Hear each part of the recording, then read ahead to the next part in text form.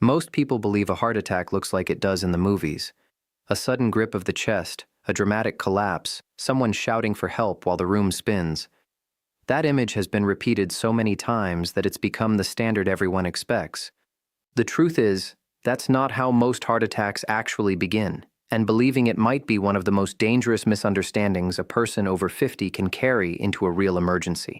In my 30 years treating patients, I've sat with people afterward, once they were stable, once the danger had passed, and asked them what they felt in the moments before. Almost none of them describe a movie scene. Most describe something quieter, a strange pressure, a wave of fatigue that didn't make sense, a tightness they assumed was heartburn, or stress, or just getting older. And here's the part that troubles me most. The actual damage to the heart muscle doesn't wait for that moment to begin. In many cases, the underlying process has been building silently for years, long before that first afternoon when something finally feels wrong. I want to be careful here, because I'm not trying to alarm you. I'm trying to hand you something far more useful than fear. During a standard office visit, there's rarely enough time to walk a patient through exactly what to do in the middle of a cardiac event, what to reach for, what to say, what actually buys you time versus what quietly wastes it. Most of what people believe about this moment comes from television, from half-remembered advice passed around at the coffee shop, or from articles online that sound confident but aren't always accurate. So today, I want to walk you through 3 specific techniques. I'm not going to list them all right now. I want you to understand why each one matters before I hand it to you, because the reasoning is what makes people actually remember and use this information when it counts. One of these 3 saved the life of a patient of mine, a man I'll tell you about shortly, in circumstances that genuinely surprised the paramedics who arrived at his door. Here's what I want you to feel by the end of this video. Not fear, time. The sense that if this ever happens to you or to someone sitting beside you right now, you will know exactly what to do in the first 60 seconds, and that those 60 seconds might matter more than anything a hospital does afterward. Let's start with why those first minutes are so different from what most people assume. I'm Dr. Everett Cole. I'm a board-certified internal medicine physician, and for more than 3 decades, the overwhelming majority of my patients have been in their 50s, 60s, 70s, and beyond. Everything I'm going to share with you today comes from published clinical research, from cardiology colleagues I've worked alongside for years, and from real situations I've witnessed in my own practice. Where I'm giving you something well-established, I'll say so. Where the science is still being refined, I'll be honest about that too. The minutes that decide everything. Here's something most people don't fully appreciate. When a heart attack happens, it isn't the moment of blockage itself that typically kills someone. It's what happens, or doesn't happen, in the minutes immediately after. Think of your heart muscle like a section of farmland. That depends entirely on one irrigation channel. As long as water keeps flowing, the crops stay alive, even if the flow slows down. But the moment that channel gets completely blocked, the land closest to the blockage starts to die first, and the damage spreads outward the longer the blockage lasts. Heart muscle works almost exactly the same way. When a coronary artery becomes blocked, the tissue fed by that artery starts to die within minutes, and it keeps dying, section by section, for as long as blood flow remains cut off. This is why cardiologists talk about something called door-to-balloon time in hospitals, the span between when a patient arrives and when blood flow is restored. Research published through the American College of Cardiology has shown, again and again, that shorter delays translate directly into more surviving heart muscle. But here's what almost nobody explains clearly. That clock doesn't start when the ambulance arrives. It starts the moment symptoms begin, often while a person is still sitting at their kitchen table, wondering if they're overreacting. That's exactly what happened to a patient of mine I'll call Frank. Frank's story. Frank was 67, a retired mail carrier living just outside Sacramento, California. He'd spent decades on his feet, walking routes in the heat, and he'd always considered himself tougher than most. One evening, watching television after dinner, he felt a strange heaviness spread across his chest. Not sharp, not dramatic, just a deep, uncomfortable pressure, like something was resting on him. His first instinct, he told me later, was to wait it out. He assumed it was the spicy chili he'd eaten. He sat there for almost 20 minutes, hoping it would pass, quietly embarrassed at the idea of calling for help over what might turn out to be nothing. What finally changed his mind wasn't the pain getting worse. It was a wave of nausea and a strange, cold sweat that didn't match anything he'd felt from indigestion before. Something told him this was different, and that hesitation, that small human instinct to downplay what's happening, is exactly what technique number 1 is designed to overcome. I'll come back to Frank in a few minutes because what he did next is a large part of why he's alive to tell me this story himself. Technique 1. The decision that matters more than any medication. Here's a statement that might surprise you. The single most powerful life-saving action during a heart attack isn't a pill, a supplement, or anything you swallow. It's a decision, and it's one that most people delay far longer than they realize. Calling emergency services immediately, the moment something feels seriously wrong, is consistently identified by cardiac researchers as the single largest factor separating survival from tragedy. Not driving yourself to the hospital, not waiting to see if it passes, not calling a family member first to ask what they think. Dialing emergency services directly, right away. I know that sounds almost too simple to be called a technique, but listen to what actually happens biologically when someone delays. Every additional minute without treatment allows more heart muscle to die, and unlike other tissues in the body, heart muscle has an extremely limited ability to regenerate. Once that tissue is gone, it's largely gone for good, replaced eventually by scar tissue that doesn't contract the way healthy muscle does. There's another reason this matters that almost nobody talks about. Emergency responders don't just provide transportation. The moment they arrive, they can begin monitoring your heart rhythm, administering oxygen, and preparing for interventions that a family member driving you to the hospital simply cannot provide. Research from institutions studying emergency cardiac response, including work associated with Johns Hopkins, has repeatedly found that patients transported by ambulance tend to receive treatment faster after arrival than those who arrive by private vehicle, in part because paramedics can radio ahead, allowing hospital teams to prepare before the patient even walks through the door. So here's the practical version of this. If you experience chest pressure, tightness, or heaviness that doesn't have an obvious explanation, especially if it's paired with shortness of breath, nausea, cold sweating, or pain radiating into the arm, jaw, or back, call emergency services immediately, not in 10 minutes, not after you finish what you're doing, immediately. Who benefits most from remembering this clearly? Honestly, everyone, but especially people who live alone, and especially women, whose heart attack symptoms are, according to research out of the Mayo Clinic, more likely to present atypically, more fatigue, more nausea, less of that classic crushing chest pain most people are watching for. The most common mistake I see, again and again, is waiting to see if symptoms improve before calling. I understand the instinct. Nobody wants to feel like they overreacted. But I promise you, every emergency dispatcher and every cardiologist I've ever worked with would rather respond to 10 false alarms than arrive 1 minute too late to a real one. Frank waited 20 minutes. What he did in the minute after that decision is where our second technique comes in, and it's one that surprises almost everyone the first time they hear the actual reasoning behind it. Before we continue, if you're finding this kind of clear, research-based explanation useful, consider subscribing.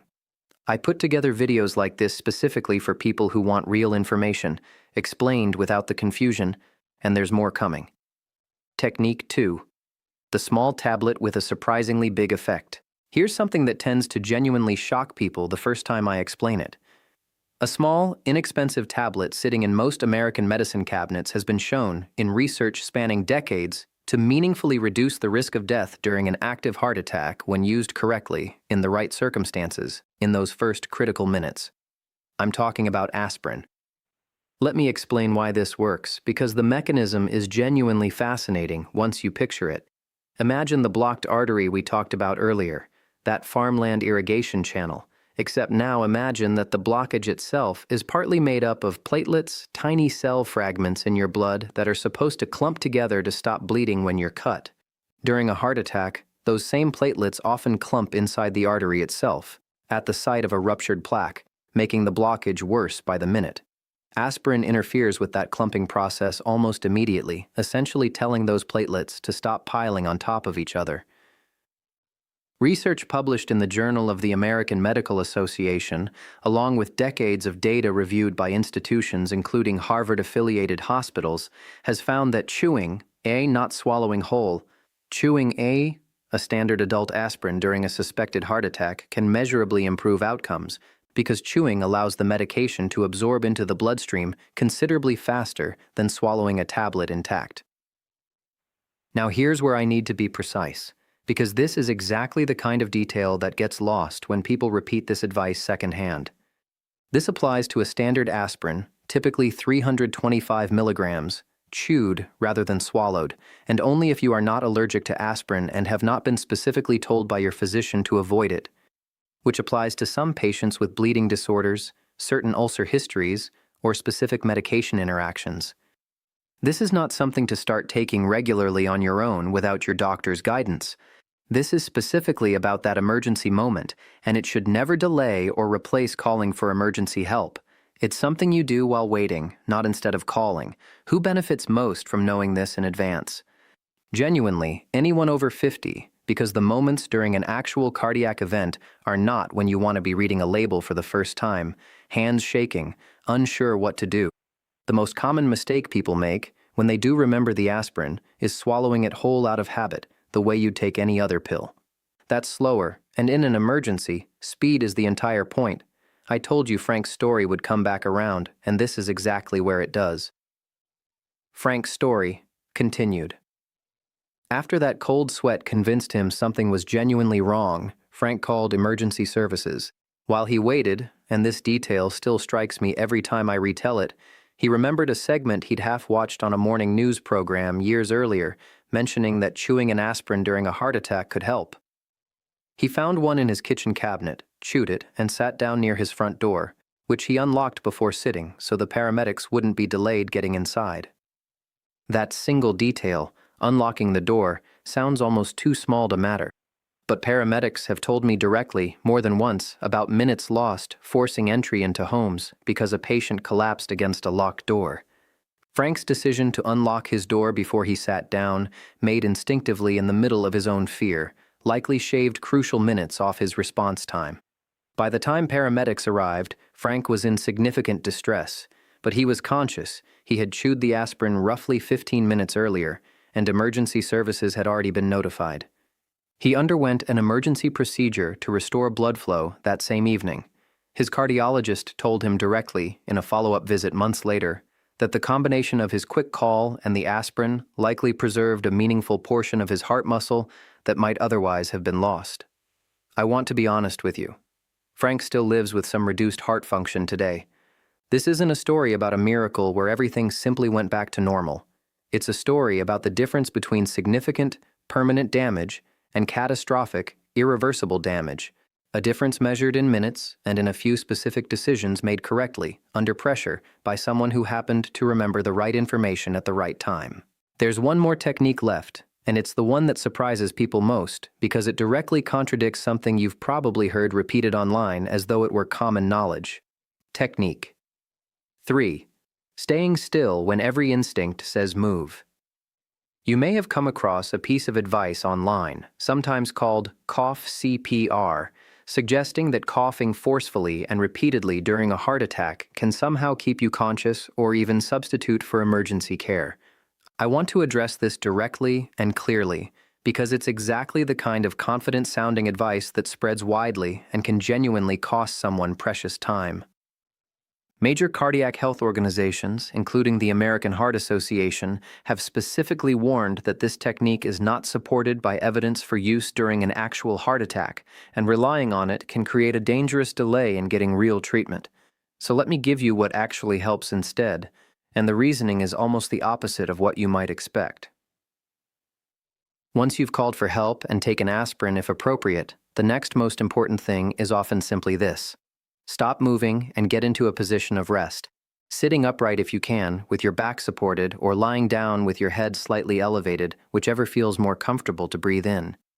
Here's the biology behind why this matters so much. Think about your heart in that moment as an engine that's already struggling because part of its fuel line is blocked. Every movement, every flight of stairs climbed, Every attempt to keep going as usual demands more oxygen from a heart that has less capacity to deliver it. Continuing to move, walking around the house, going to unlock a car to drive yourself somewhere, pacing anxiously, increases the heart's workload precisely when it can least afford it, potentially expanding the area of damaged tissue.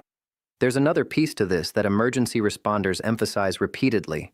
Staying on the phone with the emergency dispatcher, rather than hanging up once help is called, matters more than most people realize. Dispatchers are trained to guide you through exactly what to do while help is on the way.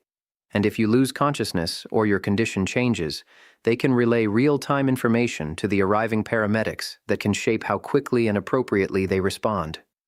If you're with someone else during a suspected heart attack and they know CPR, staying near them and being prepared, rather than leaving the room to search for supplies or make additional calls, keeps precious seconds from being lost if the situation suddenly worsens. Who benefits most from understanding this?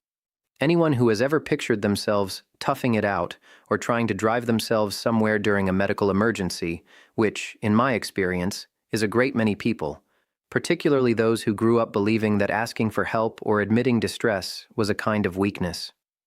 The most common mistake here is almost the opposite of what people expect. It's not staying too still, it's refusing to stop, continuing to work, continuing to drive, continuing to insist, "I'm fine," while the body underneath that insistence is quietly losing more and more functioning tissue with every passing minute of continued exertion. What not stopping can cost. I want to share one more story, not because it ends the same way Frank's did, but because it illustrates exactly what happens when this third technique is missed. I'll call her Patricia, 71 years old, living in a suburb outside Cleveland, Ohio, a retired accountant who prided herself on never missing a family gathering. Patricia began feeling chest tightness while preparing for her granddaughter's birthday party. Rather than stopping, she pushed through, continuing to carry boxes, set up chairs, and manage the kitchen, assuming the discomfort would ease once she finished her tasks and could finally sit down. By the time she did sit down, nearly 40 minutes later, her symptoms had intensified considerably, and she was eventually taken to the hospital by her son, who insisted despite her protests. Patricia survived, and I want to be clear about that. But her cardiologist noted that the extended delay, combined with continued physical exertion during that window, likely contributed to a larger area of affected heart muscle than might have occurred had she stopped and called for help the moment symptoms began. Her recovery involved a longer rehabilitation period than many patients experience, and some reduction in stamina that she still notices today, more than a year later, particularly with stairs. Patricia has since become, in her own words, the most annoying person at every family gathering about calling for help immediately rather than pushing through. I share her story not to frighten you, but because I think it illustrates, more clearly than almost anything I could explain in the abstract, exactly why stopping matters as much as calling and as much as that aspirin tablet. Let's return to where we started. Most people picture a heart attack as a single dramatic moment. What I hope you understand now is that it's actually a window, sometimes a fairly wide one, where specific decisions in the first minutes can meaningfully change the outcome. Call for emergency help immediately, without waiting to see if symptoms pass. Chew a standard aspirin if you're not allergic and haven't been told otherwise by your physician, understanding clearly that this supports emergency care rather than replacing it. And stop moving. Get into a position that allows easier breathing, and stay on the phone with the dispatcher, rather than continuing to push through whatever you were doing. None of these three techniques requires special equipment. None of them requires medical training. What they require is knowing them ahead of time, clearly enough that you can recall them under pressure, in a moment when clear thinking becomes genuinely difficult. I'll ask you something now, sincerely. Have you or someone close to you ever experienced chest discomfort and talked yourselves out of calling for help? What symptom, out of everything I've described today, surprised you the most? I'd really like to know in the comments, because it helps me understand what other topics deserve this same kind of detailed explanation. I've spent more than 30 years watching how the first few minutes of a medical emergency shape everything that follows. And if there's one thing I want you to walk away with today, it's this. You are not powerless in that moment, even though it may feel that way. Frank is alive today, living with some permanent changes, but alive, present for his grandchildren, still walking his old neighborhood most mornings. Patricia recovered, slower than she would have liked, but recovered, and now spends her energy making sure everyone she loves knows exactly what to do if this ever happens to them. Neither of their stories is about perfection. They're about a handful of decisions, made correctly, in minutes that felt chaotic and frightening at the time. That's genuinely good news, because it means this isn't about being a medical expert. It's about remembering 3 specific things clearly enough to act on them on a day you hope never comes. You still have time to prepare for that day. And if it never comes at all, you've lost nothing by knowing exactly what to do. Take care of yourself and take care of the people around you. I'll see you in the next video.